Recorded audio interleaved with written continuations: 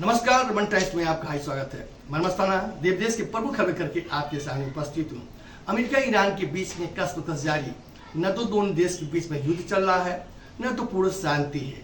Cease fire है कि रह करके हमले भी हो रहे हैं। अमेरिकी राष्ट्रपति डोनाल्ड ट्रंप डील होने की बात कर रहे हैं, ये डील पर कोई सहमति बनते नहीं दिख रही है। वहीं ईरान अपने जब्त की संपत्ति को वापस मांग रहा है, जबकि अमेरिका उसे अपनी क्षतिपूर्ति के लिए प्रयोग कर रहा है। और बात करते हैं, अमेरिका ने इजराइल और लेबनान पर सीज फायर की घोषणा की थी, लेकिन इजराइल लगातार लेबनान पर हमले कर रहा है। कल ईरान ने इजराइल पर ताबड़तोड़ हमले किया। कल नेपाल के विदेश मंत्री सतीर खन्याल भारत के 2 दिवसीय दौरे पे आए हुए हैं। उन्होंने कहा कि भारत के और नेपाल के बीच जो सीमा विवाद है उस सौहार्दपूर्ण माहौल में सुलझा लिया जाएगा, इसमें तीसरे की मध्यस्थता की जरूरत नहीं पड़ेगी। वहीं उन्होंने कहा कि उन्होंने अतीत के बोझ के तले उलझ कर नहीं रहना है। पुरानी अतीतों को बात को भूल करके नए सिरे से नई सरकार काम करेगी। भारत के साथ व्यापार, टेक्नोलॉजी, कनेक्टिविटी के साथ साथ ऊर्जा पे बातें और करेगी, उनसे सहयोग लेगी, उनके साथ पार्टनरशिप करने की पर विचार कर रही है। कल पश्चिम बंगाल की टीएमसी नेता ममता बनर्जी ने पार्षदों की बैठक बुलाई थी, लेकिन आशंका ये थी कि पार्षद संख्या कम आएंगे, इसलिए ममता बनर्जी ने मीटिंग को रद्द कर दिया।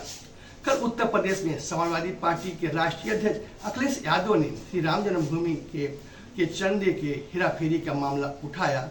उन्होंने कहा कि जो चंदे जनता देती है उस पैसे से हेराफेरी हुई है, इसको कोर्ट को संज्ञान में लेना चाहिए, क्योंकि ये विश्व भर के सनातनियों के आस्था जुड़ा हुआ प्रकरण है।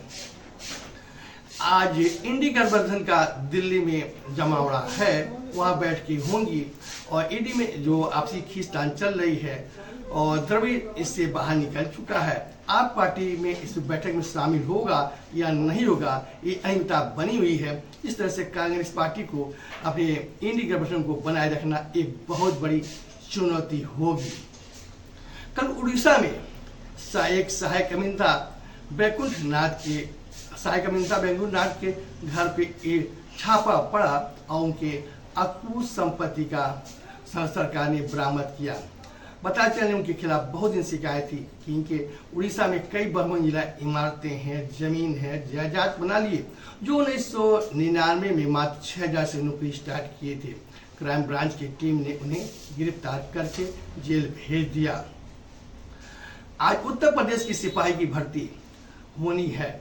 32,886 पद के लिए 30 लाख अभ्यर्थियों ने आज 8 जून और 9 जून को परीक्षा देंगे। इसके लिए सरकार मुस्तैद है, बसों की पर्याप्त व्यवस्था की है।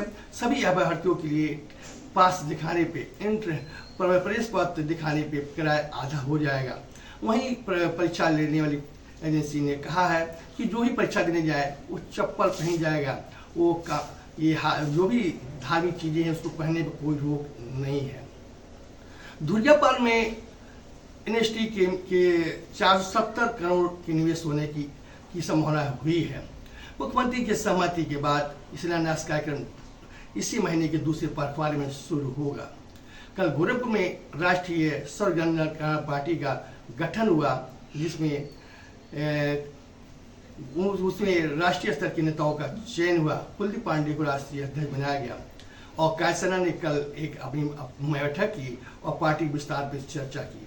आज समाचार यहीं समाप्त हुआ, कल फिर मुलाकात होगी, तब तो मुझे याद दीजिए। आपका दिन शुभ हो।